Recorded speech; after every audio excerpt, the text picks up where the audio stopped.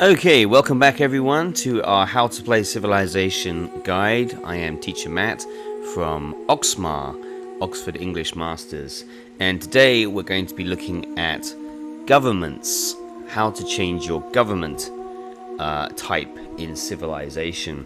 And this is one of the most powerful changes you can make to your game. This can have a big effect on your success. Okay, so when you start the game, if you go to your advisor, if you're not sure what kind of government you are, you can go to your intelligence advisor, and you will see at the top, okay, I'm an emperor at the moment. That means I am a despotism. Oh, here we are. Americans, that's me. I'm playing as the Americans in this game at the moment. I am a despotism. So, despotism, that's not a word we use a lot these days. We probably would say dictatorship these days. So that means, I am the boss, I am the leader, and if you don't do what I say, you're in trouble. So I have all the power. One man has all the power. Now, you start the game with despotism. And although it's the first kind of government you have, it does have some advantages. The biggest advantage is that your soldiers, when you have built them, you don't need to pay resources to maintain them. So in other kinds of government, each turn you need to pay one of your resources for each soldier to maintain it. But for despotism, you don't, as long as you have more people in your city than you have soldiers. So here I've just got 2 soldiers, but I've got loads of people, so I don't have to pay for these soldiers. That makes it much easier to expand and to fight wars. So that is actually quite useful early on in the game. The other advantage of despotism is that if you put a soldier in your city, it actually helps to keep the people happy. One soldier in the city will turn an unhappy person to a happy person. Now you see I've got some unhappy people here. I will build a soldier and we'll have a look in a moment and see if Paris becomes a bit happier. Okay, there you go, got an unhappy person there. So if I put this person back in the field, okay, I'm going to eat some gold here. Actually, the gold is making them quite happy, so that actually has solved the problem. But if I didn't have the gold, this would be an unhappy city. There are more unhappy people than happy people. So building a soldier will help solve that problem. This is called martial law. So this is when soldiers will sort of keep control of the people, a bit like police. In the modern world, we usually think martial law is pretty bad, because that means that the government has to use soldiers to keep order. And of course, soldiers will kill people sometimes with guns. So that's not a great idea. But it works quite well in the game if you need to keep a city happy and you haven't got time to build a temple or a marketplace or something else like that. You can just put a soldier in the city and that will probably solve the problem. Okay, that is despotism. Now, if you want to change your government, you can go to the game menu and you can choose revolution. Okay, so revolution means the people are going to fight the government and they're going to change the government, have a new kind of government. When you have a revolution, okay, it says, are you sure you want a revolution? No thanks. Yes, we need a new kind of government. Okay, and you get a little news flash. The Americans are revolting. Boom. Citizens demand new government. Now, it'll take a few turns for this to happen, however. And during this time, you will usually have anarchy. Let me see if it says anarchy. Yeah, anarchy. Anarchy means you have no government, everything is just crazy, people are rioting, fighting the government. During anarchy, you will not collect any tax. So it's a pretty bad time for everything. You won't have money coming in. But apart from that, things continue pretty much as they were. I think that's right, you don't get any money during anarchy. We'll see if the money goes up in a second. And also the people will be less happy as well. Now I've actually got a wonder of the world here, up in how do you say that? Chihuahua, a Mexican city in this game. I've built the pyramids. The wonder of the world, the pyramids. There you go. You can see it at the back there. Now, the good thing about building the pyramids is it lets you change your government to any kind of government. Even you haven't discovered that technology yet. Even if you haven't learned democracy, you can still turn your government to democracy if you have the pyramids. It also lessens the effect of anarchy. So anarchy is not affecting me too badly because I have the pyramids here. Okay, so building the pyramids is a really good idea if you want to change your government early game. Okay, so we just keep playing for a second. I've got this whole world here which has got railroads. This is actually my student's game. I'm borrowing it at the moment. I'm trying not to play too much because I want to get to the next turn. So we can see, oh, I'm fighting a war with the Zulus and I'm a little bit losing at the moment. But, okay. I'm just going to skip through a lot of this very quickly because I don't really want to play. I want to get to the next turn. Right, okay.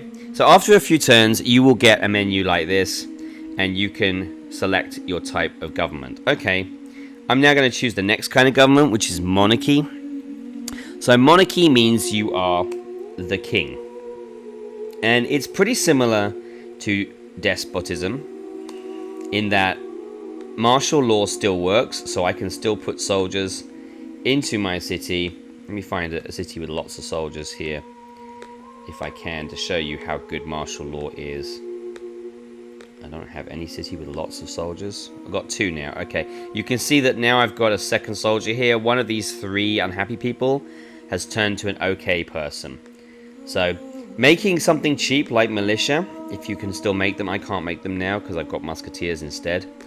Making a cheap soldier to keep the peace, to keep people happy, is a smart move. So martial law still works. But the advantage of monarchy is that now I can get 3 resources or food or trade from a single square. So my gold city here, where's my gold city? It's not that one. Where's the city that had the gold? Oh, it's here. Harris. Yeah, I can get extra trade and resources. You see I've got 3 resources coming out of there. I've got extra trade. So you get more food, more trade, more resources from your squares. So your people are going to have more food. They're going to learn science faster. I've got more science, more trade now. This is the trade bar. And that's giving me more food, more science, and also more luxuries. So monarchy is a step up from despotism. But there's one downside, which is that now I need to pay resources for my soldiers. You see the soldier here? I have to pay for that. So soldiers are now a little bit more expensive under a monarchy. People ask me, what's the difference between a monarchy and a despotism? Why is it different? I mean, in the real world, not just in the game. Monarchy, as a king, people think you have the right to rule. Kings, monarchs always say that they are chosen by God. They've convinced the people that there is some, divine right to rule. God has chosen them. So the people are a bit happier and a bit more productive under a king than under a despot. They think the king has a right to rule. They love their king or queen. And of course, the king or queen's children will be next in line to rule and so forth. So it's a bit more peaceful, a bit more successful. Of course, really, it's a bit of a trick. Really, a despot and a monarch is the same thing. But that's a little lesson in history for you. Of course, a monarch also took power in the same way that a despot did. So it's not really that different. Okay, I'm just going to S everything here because I don't really want to move it. Okay, if the Zulus kill me, then they kill me. I don't care too much at the moment. I'm not playing the game for that. I'm playing the game to show you how to change government. No, I don't want to talk to you, Zulus. Sorry. Sorry. Okay, now I've shown you monarchy. I'm going to change my government again. You would not normally keep changing your government so quickly, but I'm going to do it because I want you to see. Okay, yes, I don't really care. Just kill me, it's alright. Okay, I'm going to S everything. I want to get to the next turn, and then we can see the next kind of government, which is communism. Oh, I've got unhappy cities now. Oh, here we go. That was quick. Okay, communist government. Right, now communism. We have to have a talk about communism. Okay, so first of all, in the game, communism... So martial law still works. I can put soldiers in the city, and it will keep the peace. Just like monarchy now, I get extra food and trade from... Oops, hang on. From my squares. Let's look at Paris with the gold. Yep, still got the extra food and extra trade. So it's very similar to monarchy. The big advantage of communism is you see these black lines here. That is corruption. That means people are stealing. Now in communism, the stealing, the corruption will be lower. In monarchy or despotism, for cities that are far away from your palace, your king, you will have a lot of corruption, a lot of stealing. You can reduce that by building courthouses, but it's a problem. In communism, it will be much less, and it's much less for all your cities. Doesn't matter how far away from the palace you are. So communism is really good if you've got a really big country with lots of cities far away from your palace. It can reduce the corruption quite a lot. Apart from that, there's not really any downside to communism in the game. So it's really it's a direct upgrade from monarchy. So if you have monarchy, it's better to upgrade to communism. In the real world, of course, communism is a really complicated term, because what communism really means is just everyone working together, everyone being equal, and maybe not too much rich and poor, everyone working together for the better of society. The problem is that in history, this hasn't worked very well, and we've had some really bad communist governments, such as Russia and China in the past, North Korea, who have taken control of their people, and then we think of them as like authoritarian governments, which is basically the same as dictatorship. You end up with one man in charge, be it Stalin, Mao Zedong, Kim Jong-il, who just acts like a despot, like a dictator, tells everyone what to do, and also then you have the police state. So the real world communism has been rather unsuccessful, even though it was, quite a beautiful ideal. It hasn't worked very well, and of course part of that perhaps is because also people don't want to all be equal. It's very hard to make everyone equal. People want to believe they can get rich and be better than their neighbor. So communism is a really tricky term in the real world. One of the great tragedies of humankind. Right, hang on. Let me change my government again. We're going to try to go to the next kind of government. I am being completely killed by the Zulus here, but I don't care because I'm not playing seriously. Okay, we're going to skip through. I'm going to S everything. S, go to sleep everything, because I am just trying to get a new government. Oh, I've built the J.S. Bart's Cathedral, that wonder of the world. That will make everyone much happier. That was probably really good timing, actually. Okay, I'm going to skip through the game until I get my next city coming. Here we are, right. My next government, sorry. Okay, we're now going to try to make a republic. Now, this is where it gets a bit tricky, but there's also really big advantages to having a republic. So, republic. Okay. So, in republics, you get a lot of trade. A lot more trade now. So, the benefits of monarchy and communism, but even better. Okay? We've still got corruption, though, and corruption can be quite high in a republic, so that's worse. You see here I've got more corruption because I'm further away from the king. So corruption can be a bigger problem in a republic than communism. But I've got a ton of trade now. Look at how much trade I've got. Huge amounts. I think it's like 1 extra trade for each square in republic. So that can be quite a lot.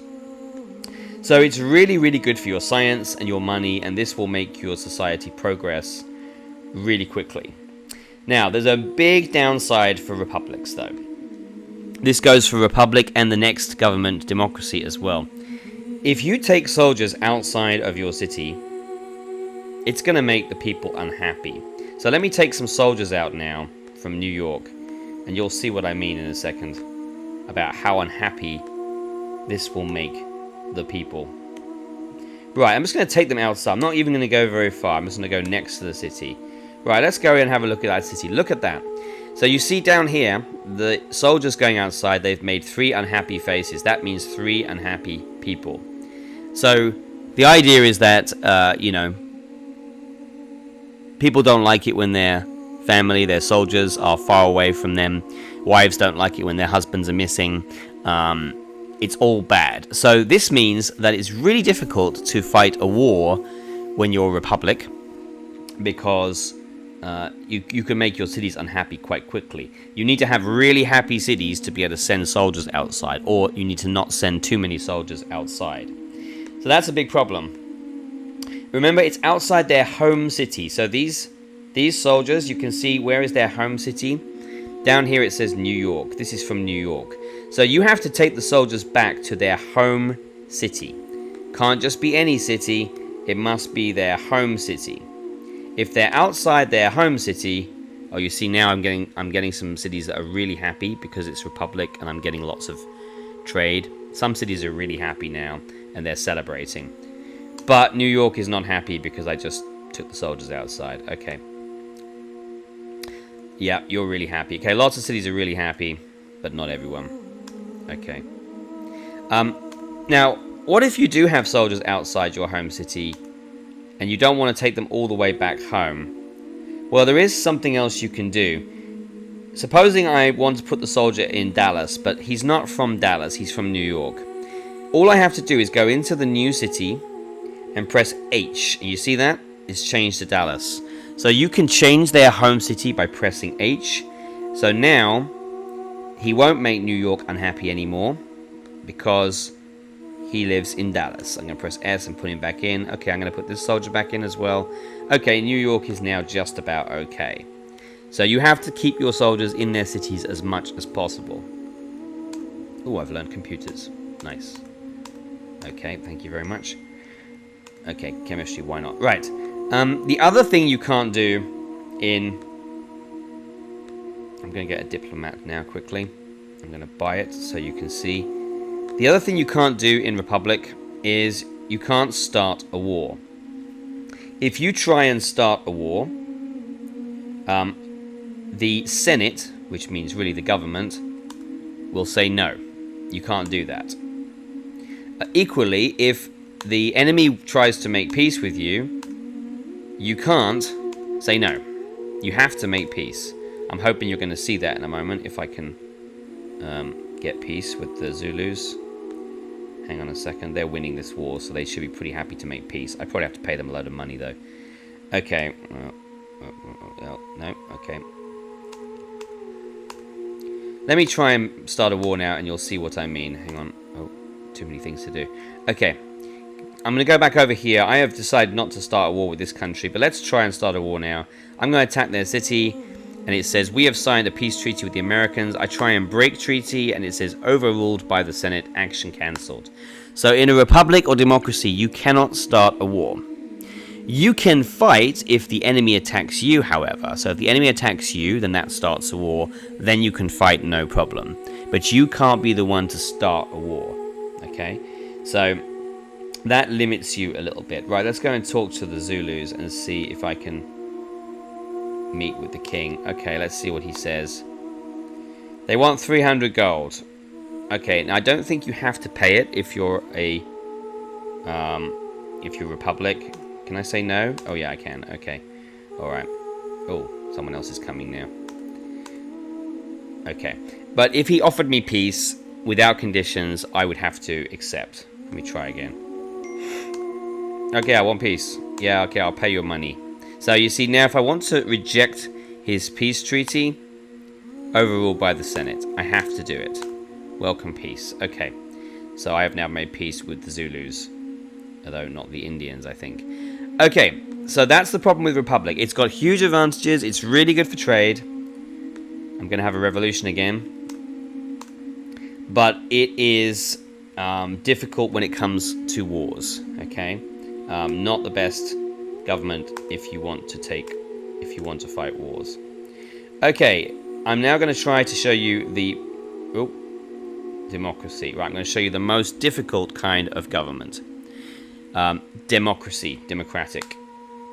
Now, this one is really difficult. It has the biggest advantage is that now there will be no corruption, no stealing in any of your cities. That's great. That means you're going to have a lot of trade and a lot of money, a lot of science. Look at this city. It's fantastic. Loads of money, loads of science, loads of trade. So my technology is going to go forward really quickly. The problem with democracy, though, is just like Republic, if I take a soldier outside, it will make unhappy people. And in fact, it makes not one, but two unhappy people for each soldier outside. So now it's really difficult to take soldiers outside your cities and start a war. So I'm probably going to have some unhappy cities in a minute. Let's see. Oh no, they're very happy. Okay. A lot of my cities are super happy now because they've got loads of money and loads of luxuries. Oh, here we are, Tyre. Right. Now, cities that are in disorder, cities that are unhappy. This one's unhappy. It's got one unhappy person and no happy people. They are a big problem if you are democratic. You have to fix them immediately. Because if you have a city that's unhappy for 2 turns, your government will fall. That means you will lose your democratic government and you will be anarchy. You will have no government. So that's a big problem. So it's really difficult to keep a democratic government running. So I need to fix this immediately. Okay, this one will be happy next term. That's okay. But if I have any unhappy cities, let me go and check all my cities, then that can be a big problem. Okay, no, I'm okay at the moment, so my democracy might survive. Okay, now I am democratic. Oh, I've got a cathedral here. So, in the real world, what is a republic? What is a democracy? Well, republic in the old days meant that every city maybe had its own government. Today we would call that a local government. And it would also mean maybe some people can vote. There will be no king or emperor in a republic, and some people can vote. Now, in an ancient republic, it probably wasn't everyone that can vote. It might just be the men, it might just be the rich men, it might just be a small group of people who can vote. That's a little bit like China today, where there's a communist party, so they can vote for the president, but not everyone can vote for the president of China. And yeah, so I think republic is a little bit like modern day China in some ways. Now these days, today, we often say republic, such as Republic of China, which is Taiwan. America might call itself a republic sometimes as well. We often, when we say republic, we really just mean a country with no king, so it can vote. So it's a bit confusing because today republic and democracy are kind of the same thing. But a true democracy means, of course, that everyone can vote. And because there's more freedom in a republic or a democracy, that's why people work harder, they're more productive, there's more innovation, more creativity comes from freedom, and that's why there's more science and money. So that's the idea behind the game and also in the real world as well. Freedom is good for business, for innovation, creativity, this kind of thing. Okay, so that's the theory. So your end goal should be to try to get a republic or democracy. Republic is a little bit safer because it will not It will not fall if you have unhappy cities. Democracy is the hardest government to maintain, but it has the biggest advantages. You will get the most science and trade from a democracy. Okay, but there are good times. There are good reasons to use despotism or monarchy. Despotism might be the best government if you want to fight wars. Monarchy gives you a bit more food and science and so forth, and communism lowers corruption. So communism can be useful if you have a big country but you still want to fight wars. There are advantages and disadvantages to each one. Okay, that was a lightning overview of the 5 government types. Actually 6 if you include anarchy. So don't forget to try to use changes of government to make your country better. If the enemy is republic and you are despotism, their science and their money is going to be much better than yours, which means probably they're learning science faster than you. And that can be a problem later in the game. If they are coming to your country with tanks and you just still have phalanxes, it's going to be really hard for you to win at that point. Okay. Also, you sometimes see enemy nations, countries, changing government. That often means they're thinking about starting a war, because they can't start a war when they're a republic, but if they change to a monarchy, well, now they can start a war. So that could be a warning sign. If you have an embassy, if you have diplomats in their cities, you have spies, you will find out, you will know, that a message will come up on screen to tell you that the enemy has changed government. That is a warning sign that they may be thinking about doing something bad if they are changing to monarchy, or if they're changing to republic or democracy, it's probably okay. That means they're not going to attack you because they can't start a war. But if they're changing to a monarchy or despotism or communism, they might be thinking about starting something. So be aware of that. Okay, that's all for now. Next week we're going to move into the industrial age. I'm going to talk about factories and energy and things like that, moving into a world that looks more like today, but we'll save that for next time. Okay, take care everyone, see you next time, bye bye.